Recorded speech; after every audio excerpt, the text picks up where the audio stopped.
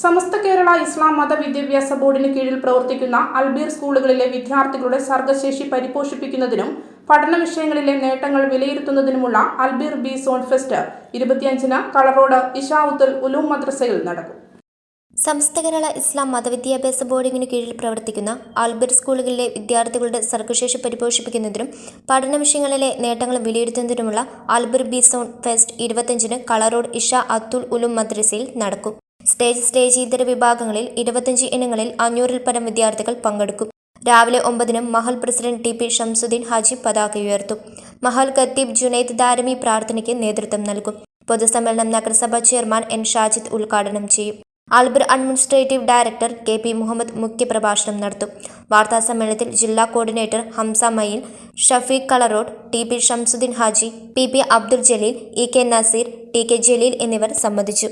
Protocol, registration, supplement അന്നേ ദിവസം തന്നെ പത്രങ്ങളിൽ സപ്ലിമെന്റിന് വേണ്ടിയുള്ള കാര്യങ്ങൾ അത് ചെയ്തിട്ടുണ്ട്.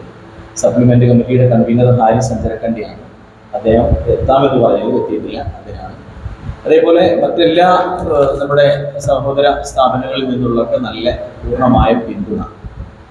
പിന്നെ അത്രയത്തോളം കുട്ടികൾക്കുള്ള ഭക്ഷണം ഏകദേശം 1000-1500 വരുന്ന ആളുകൾക്കുള്ള ഭക്ഷണം മഹല്ല് കമ്മിറ്റിയുടെ ഇതാണ്. അതേപോലെ ഇവിടുത്തെ പ്രാദേശികമായിട്ടുള്ള വിദ്യാർത്ഥി സംഘടനകൾ, രാഷ്ട്രീയ പാർട്ടികൾ എല്ലാം തന്നെ സഹകരിക്കുന്നത്.